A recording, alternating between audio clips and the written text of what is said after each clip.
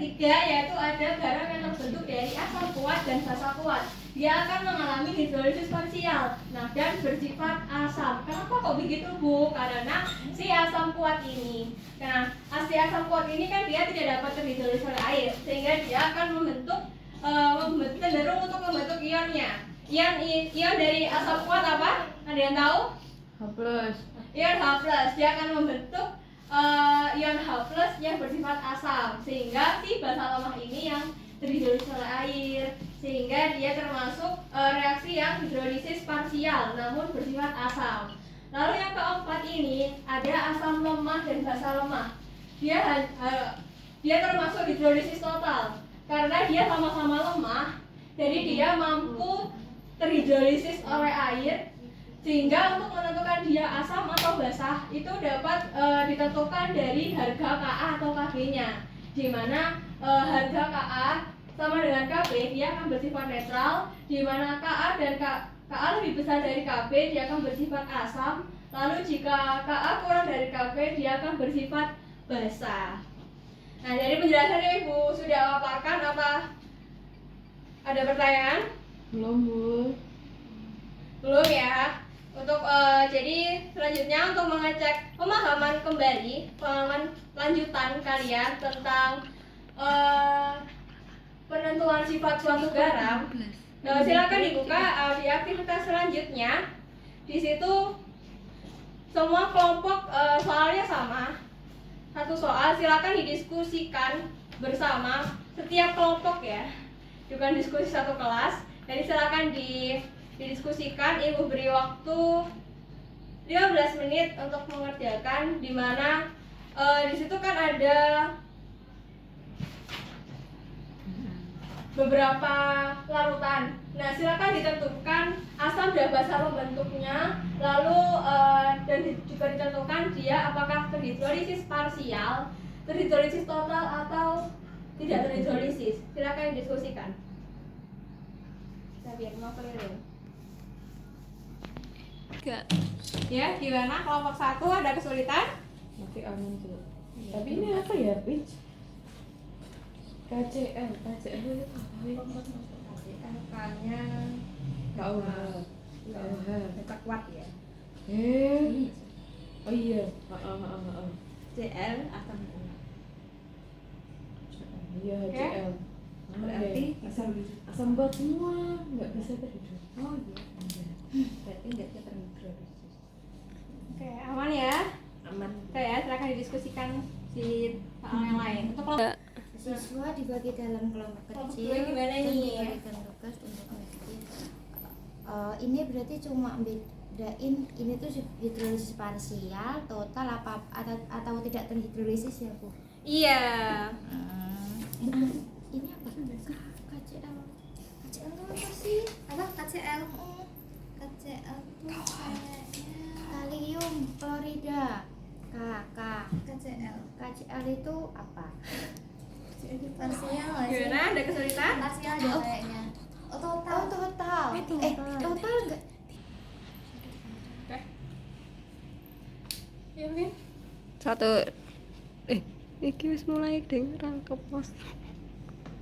Oke, udah 10 menit, Ibu kasih waktu untuk mengerjakan tugas. Silakan untuk kelompok 1 nih. Gimana nih? Untuk hasil diskusinya. Dipaparkan Bu. Iya, silakan dipaparkan. Di sini aja ya Bu. Iya. Jadi kan apa yang Anda ketahui tentang garam dalam kehidupan sehari-hari. Nah, garam ini tuh di kehidupan sehari-hari termasuk bahan kimia ya yang sangat penting untuk kehidupan sehari-hari dan banyak kegunaannya. Bisa untuk bumbu dapur, pengawet makanan, untuk bisa juga untuk kesehatan, perawatan tubuh. Seperti itu, Ibu. Kelompok 1 tadi pertanyaannya kan apa yang diketahui tentang garam. Jadi yang diketahui tentang garam itu jadi apa? Buat kehidupan sehari-hari. Iya, banyak Bisa manfaatnya. Ya, salah satunya itu ada buat bumbu dapur yang sudah kalian tahu ya, bumbu dapur. Ada apa lagi? Buat kesehatan. Iya. Apalagi terus habis itu buat Untuk perawatan tubuh juga bisa. produk-produk scrub. Perawatan tubuh. Jadi banyak ya manfaat dari garam dalam kehidupan sehari-hari kita gitu. Sekarang untuk kelompok 2, gimana nih hasil diskusinya? 3. Jika garam meja atau NaCl itu dilarutkan ke dalam air, maka itu akan terjadi proses hidrolisis garam di mana terjadi ionisasi garam NaCl menjadi ion-ion penyusunnya yaitu Na+ dan Cl-. Terus juga terjadi reaksi hidrolisis dari garam di mana ion-ion garam NaCl itu tidak bereaksi dengan air sehingga larutan itu akan bersifat netral dan tidak membentuk ion H+ atau OH- di dalam air. Jadi ketika garam meja atau NaCl itu dilarutkan dalam air, larutan yang dihasilkan itu bersifat netral karena ion-ion dari garam NaCl tadi tidak bereaksi dengan air. Iya, terima kasih jawabannya kepada kelompok 2. Oke, Ibu akan klarifikasi tentang jawaban dari kelompok 2 tadi, yaitu apa yang terjadi jika garam meja atau NaCl itu dilarutkan di dalam air. Tadi kan kelompok 2 bilang akan terjadi hidrolisis, di mana akan diawali oleh ionisasi garam NaCl, di mana NaCl tadi dilarutkan di dalam air lalu terbentuk ion-ion penyusunnya ya Mbak Rizka ya? Iya Ibu. Jadi tadi ion-ion penyusunnya tadi apa Mbak Rizka? Na+ dan Cl-. Na+ dan Cl-. Lalu dia akan mengalami reaksi hidrolisis sehingga si NaCl ini tidak bereaksi dengan air sehingga dia bersifat netral. Nah, jadi benar ya apa yang sudah hasil diskusi dari kelompok 1 dan 2 yang sudah dipaparkan oleh kelompok 1 dan 2 tadi juga sudah benar. Dan ini Ibu mau klarifikasi tentang materi pada hidrolisis garam biar kalian lebih paham mengenai materi tersebut. Nah, jadi apa sih itu hidrolisis garam? Nah, hidrolisis garam adalah reaksi penguraian garam di dalam air yang akan membentuk ion positif dan negatif.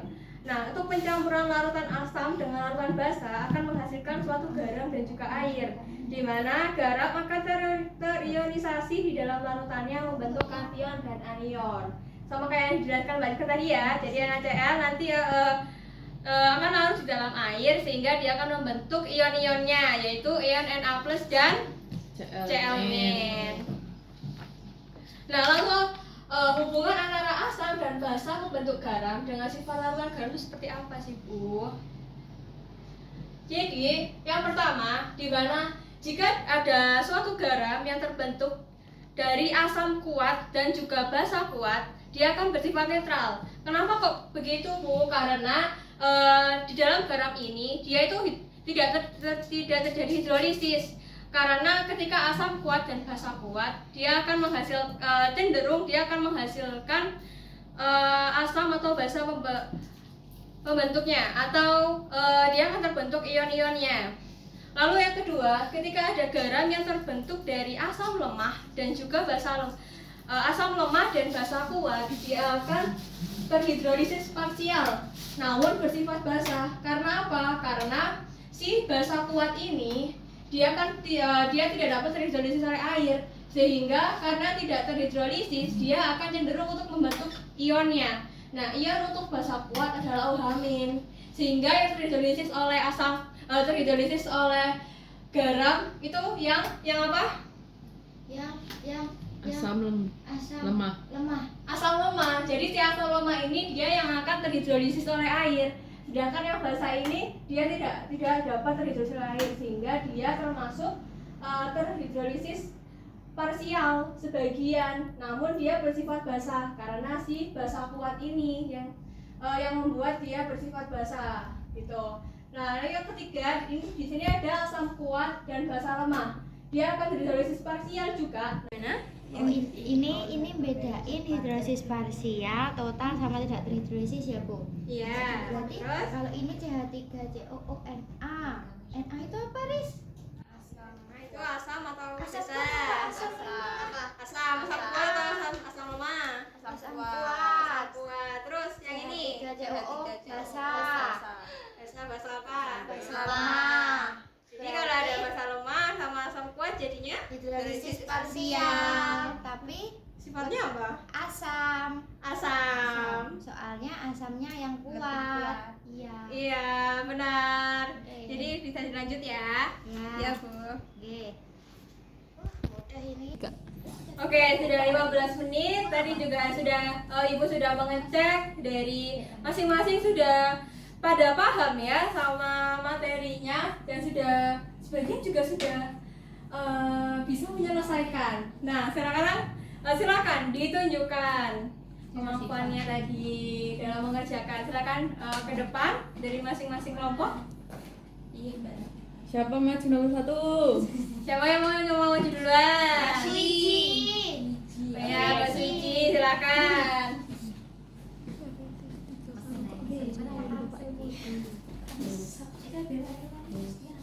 Jadi sudah. Sini, Bin. 16 MJ. Kak. Siapa yang ikut pakai? Asam lemah.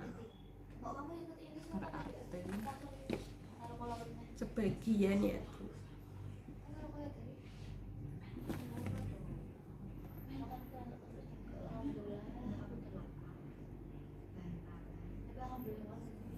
Sudah.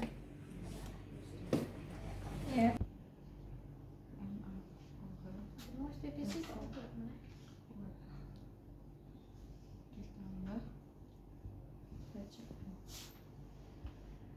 HCl. Itu HCl apa? Asam lemah.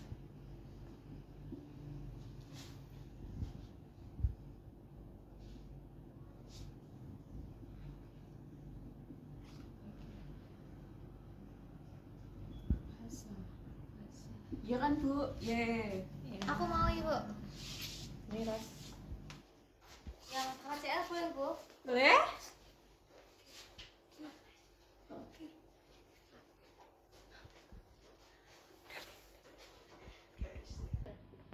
Iya, pens. Ngapain sih itu?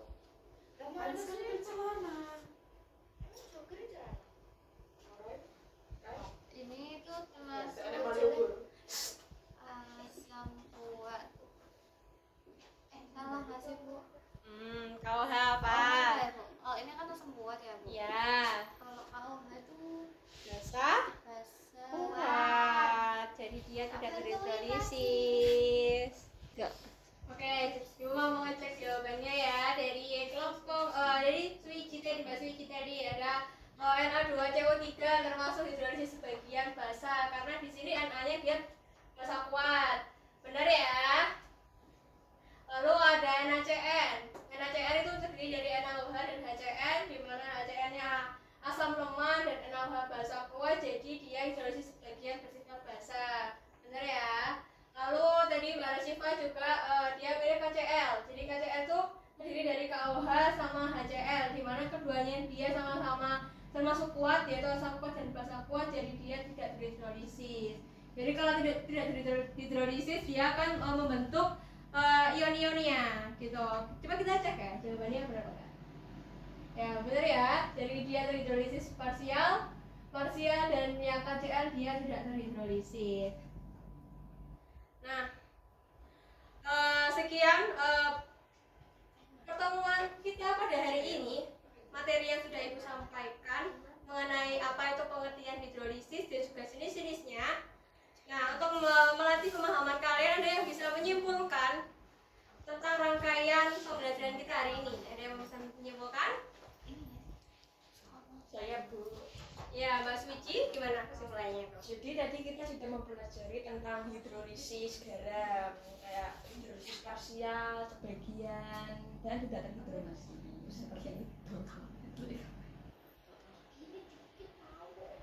Iya, tadi benar ya. Tadi kita juga belajar tentang pengertian hidrolisis sama kita juga latihan tentang garam yang ternyata banyak manfaatnya ya di kehidupan sehari-hari gitu. Dan juga tadi juga sudah belajar tentang jenis-jenis hidrolisis garam. Dan juga serta latihan juga dan alhamdulillahnya kalian bisa untuk mengerjakan latihan-latihan soal yang sudah Ibu berikan. Nah, untuk pertemuan selanjutnya kita akan membahas tentang perhitungan pH larutan. Jadi aspek yang selanjutnya yang sudah Ibu paparkan tadi di peta konsep, jadi kita akan menghitung pH dari larutan tersebut gitu. Nah, untuk tugasnya sudah Ibu lampirkan ya di Google Classroom kalian, bisa dicek Google Classroom-nya, itu sudah terlampirkan latihan soal yang akan dikerjakan oleh masing-masing siswa. Jadi kalian mengerjainnya masing-masing ya, bukan kelompok lagi. Iya, Bu. Nah, untuk batas waktunya gimana kalau pertemuan depan sebelum pembelajaran? Boleh. Ya, kalau gitu dikumpulkan sebelum pembelajaran ya. Iya, Jadi Bu. besok sebelum pembelajaran kita bahas latihan soalnya dulu. Nah, cukup sekian pembelajaran hari ini. Kurang lebih mohon maaf. Kalian semua jaga kesehatan dan jangan lupa belajar. Sekian dari Ibu. Wassalamualaikum warahmatullahi wabarakatuh. Waalaikumsalam warahmatullahi wabarakatuh. Jangan bijak. Baik, sebelum kita mulai pelajaran, marilah kita berdoa menurut agama dan kepercayaan masing-masing. Berdoa dimulai. Berdoa jangan dicukupkan. Baik, untuk memulai pembelajaran pada kali ini yaitu hidrolisis garam. Nah, Ibu mau mengecek nih pengetahuan kalian sebelum kita masuk ke hidrolisis garam. Nah, untuk pertemuan kemarin yang diajarkan oleh Ibu Zainia, ada yang tahu Ibu Zainia kemarin kalian mempelajari apa? Asam basa. Asam basa. Apa yang kalian pelajari tentang asam basa? Ada asam lemah, asam kuat, basa lemah, dan basa kuat. Nah, benar banget Mbak Rafita. Jadi di asam basa itu kan ada asam lemah, asam kuat, basa kuat maupun basa lemah. Nah, ini Ibu mau review sebentar tentang asam basa. Kan kemarin kita belajar tentang asam basa. Ada asam kuat, di mana asam kuat adalah asam yang terdisosiasi sempurna menjadi ion-ionnya di dalam air. Lalu ada asam lemah, yaitu asam yang terdisosiasi sebagian menjadi ion-ionnya di dalam larutan air ataupun di dalam air itu sendiri. Lalu ada basa kuat, yaitu basanya terionisasi dengan sempurna. Ada juga basa lemah yang dia itu tidak terionisasi secara sempurna. Lalu di sini juga ada contoh-contohnya. Ada yang mau membacakan di layar apa contoh-contohnya dari asam kuat itu apa? Contohnya mungkin bisa dibacakan? Saya Ya, silakan Mbak Zainia. asam kuat itu contohnya asam klorida atau HCl, terus ada asam klorat atau HClO3, terus ada asam perklorat, asam bromida dan sebagainya. Untuk asam lemah itu ada asam sulfat atau H2SO4, asam fosfat atau H3PO4, asam benzoat, asam bora dan sebagainya. Lalu untuk basa kuat itu ada natrium hidroksida atau NaOH, terus barium hidroksida atau BaOH2, lalu ada kalsium hidroksida, CaOH2 dan sebagainya. Lalu ada basa lemah yaitu amonia atau NH3, amonium hidroksida atau NH4OH, besi hidroksida dan sebagainya. Iya, benar sekali. Terima kasih Mbak Zainia. Boleh berikan applause untuk Mbak Zainia. Ya, itu rangkaian dari apa yang sudah kalian pelajari di materi kemarin. Nah, pembelajaran asam basa ini tuh berkaitan dengan hidrolisis garam yang akan kita pelajari pada hari ini. Nah, ini dia peta konsep tentang hidrolisis garam yang akan kita pelajari. Di sini ada kita akan pelajari tentang apa itu pengertian dari hidrolisis garam, lalu ada jenis-jenis hidrolisis garam dan juga perhitungan pH pada hidrolisis garam. Di mana untuk hari ini kita akan mempelajari tentang apa itu pengertian hidrolisis dan juga jenis-jenis hidrolisis garam. Nah, untuk tujuan pembelajarannya, di mana setelah pembelajaran kali ini diharapkan para siswa itu dapat menentukan jenis garam yang mengalami hidrolisis dalam air dan juga pH dalam larutan garam tersebut. Nah, apa yang kalian ketahui tentang yang sudah digambar? Ada yang bisa menjawab? Rafita. Ya, Mbak Rafita apa tuh? Itu ada air sama gambar garam. Ada air sama garam. Nah, di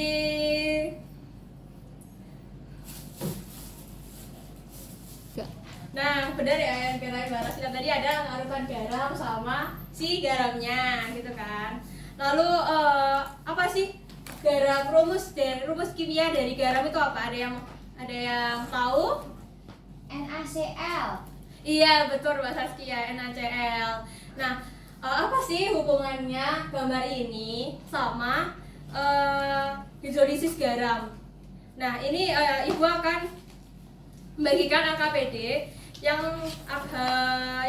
akan membantu pembelajaran kita pada hari ini. Ini AKPD untuk kelompok 1 dan ini AKPD untuk kelompok 2. Nah, silakan dilihat RKPD yang sudah Ibu bagikan. Nah, di situ kan ada pertanyaan di setiap kelompoknya. Oke, Ibu cek ya. Untuk kelompok 1, kelompoknya Mbak Rafita, itu ke kelompok 1 dapat pertanyaan apa? Kelompok 1 Di aktivitas apa? Bagaimana rumusnya? Kelompok 1. Ini, apakah yang Anda ketahui tentang garam dalam kehidupan sehari-hari? Ya, jadi kelompok 1 mendapat pertanyaan apakah yang Anda ketahui tentang garam dan kehidupan sehari-harinya. Lalu Ibu mau cek di kelompok 2 dapat pertanyaan apa? Apa yang terjadi bila garam meja dilarutkan dalam air? Bagaimana dengan jenis garam lainnya? Oke, jadi di kelompok 2 apa yang terjadi jika garam meja atau NaCl itu dilarutkan dalam air? Nah, silakan Ibu beri waktu sekitar 10 menit untuk mendiskusikan setiap pertanyaan yang ada setiap kelompoknya. Jadi setiap kelompok mendapat pertanyaan yang berbeda. Silakan didiskusikan. Ibu beri waktu 10 menit. Nama saya Firda Maulidia Putri dengan NIM K3321071 akan melaksanakan UAS Micro Teaching kelas C tahun ajaran 2024 dengan materi hidrolisis garam dan dosen pengampu Ibu Arin, Ibu Sri Retno Dwi Aryani. Assalamualaikum warahmatullahi wabarakatuh. Waalaikumsalam warahmatullahi wabarakatuh. Selamat siang anak-anak. Siang Bu. Gimana kabarnya hari ini? Alhamdulillah baik. Alhamdulillah baik ya. Semoga kita tetap baik-baik aja di tengah gempuran tugas-tugas ya dari guru-guru yang lain. Ya. Oke.